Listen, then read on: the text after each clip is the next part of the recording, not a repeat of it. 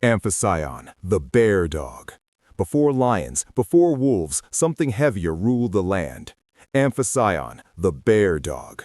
A predator built like a walking nightmare, up to 600 kilograms, thick limbs, a skull engineered for pressure, not precision. But this is where things get worse. It didn't hunt like a cat, it didn't chase like a wolf. It endured. This animal could follow prey over long distances, wearing it down slowly until exhaustion did half the killing for it. And then came the jaws, bone-crushing, blunt, designed to shatter rather than slice. Because unlike modern predators, Amphicyon didn't need finesse, it just needed contact. Now imagine early humans stepping into its territory, open woodlands, no shelter, no speed advantage. And here's the terrifying part. This wasn't an ambush hunter. It didn't hide. It approached. Fossil evidence shows bite forces capable of cracking large bones, meaning nothing went to waste. Not flesh, not marrow, not even the skeleton. And when resources became scarce, everything became food, humans included. Because in a world where survival meant endurance, the slowest thing in sight wasn't just prey, it was a decision already made. Helicoprion, the buzzsaw mouth. Far below the surface, something evolved that defies logic. Helicoprion, a shark with a circular saw for a mouth. Not rows of teeth, not replaceable fangs, a spiraled blade coiled like a buzzsaw, embedded deep inside its lower jaw. But the real danger begins when it feeds, because this predator doesn't bite and release, it pulls. As prey is dragged inward, the spiral rotates backward, slicing soft tissue again and again in a continuous motion, a living meat grinder. And that's not even the most terrifying part. The teeth never stopped growing, meaning older individuals carried larger, tighter spirals, turning age into deadlier efficiency. Now imagine early humans along ancient coastlines, fishing, gathering, standing knee-deep in murky water. Because unlike surface predators, Helicoprion didn't need to be seen. It stayed below, silent, waiting for movement. Fossil reconstructions suggest it specialized in soft-bodied prey, but anything caught in that spiral had no escape mechanism, no tearing free, no slipping away, just continuous cutting until there was nothing left to resist. And here's the chilling thought. If you felt the first pull, you were already inside the blade. Stylinodon, the Chisel-Tooth monster. It doesn't look like a killer. Slow, heavy, almost harmless. Stylinodon, a creature built like a bulky herbivore moving through forests with no urgency. But this is where things turn unsettling. Its teeth never stopped growing, ever. Massive chisel-like incisors designed to crush through wood, bark, and roots with relentless force.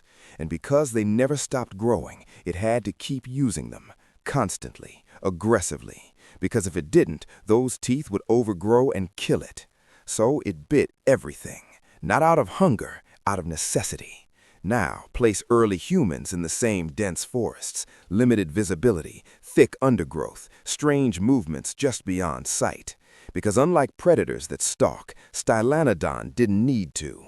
It didn't avoid confrontation. It didn't calculate risk. If something blocked its path, it chewed through it. Fossil wear patterns show extreme grinding force, repeated impacts strong enough to fracture tough plant material over and over again. But here's where it gets worse.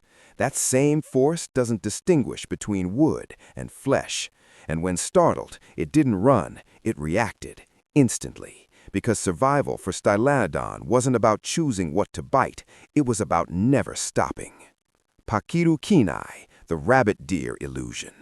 It looks harmless, small, light, almost fragile, like something you could catch, but that's the illusion. Pachyrukhinae wasn't built to fight, it was built to break your perception. Long legs, flexible spine, a body designed for explosive acceleration and impossible direction changes. But the real danger begins when it moves, because it doesn't run in straight lines. It zigzags, stops, reverses, disappears into its own motion.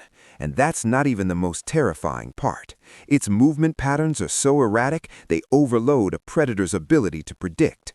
Now, imagine early human hunters tracking it across open terrain. They see it, they aim, they chase, And suddenly, it's somewhere else. Not because it vanished, because their brain couldn't keep up. Studies of similar animals show that unpredictable movement dramatically increases survival rates, turning speed into confusion and confusion into failure. And here's where things get darker. When a hunt fails, the hunter becomes desperate, and desperation leads to mistakes. Because while you're chasing something you can't catch, you're making noise, leaving tracks, exposing yourself. And in prehistoric ecosystems, there's always something bigger watching. Psittacosaurus, the parrot-faced dinosaur.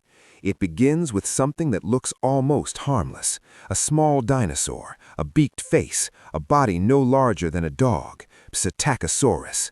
But this is where everything changes, because this creature didn't survive by being weak. It survived by being prepared for constant attack. Strong hind legs allowed sudden bursts of speed. A sharp, curved beak could slice vegetation or defend against predators. But the real danger begins when you look at its back. Quill-like bristles lined its tail, not decoration, defense, meaning anything that tried to grab it risked injury immediately. And that's not even the most terrifying part. Fossil evidence suggests countershading, dark on top, light underneath, perfect camouflage that made it vanish in shifting light and shadow.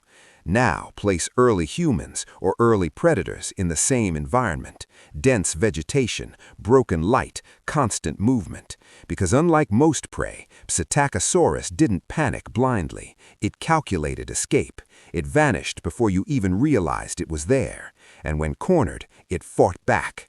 Some fossils show preserved skin and coloration, revealing just how effectively it blended into its surroundings, becoming nearly invisible until it moved. And here's the chilling truth.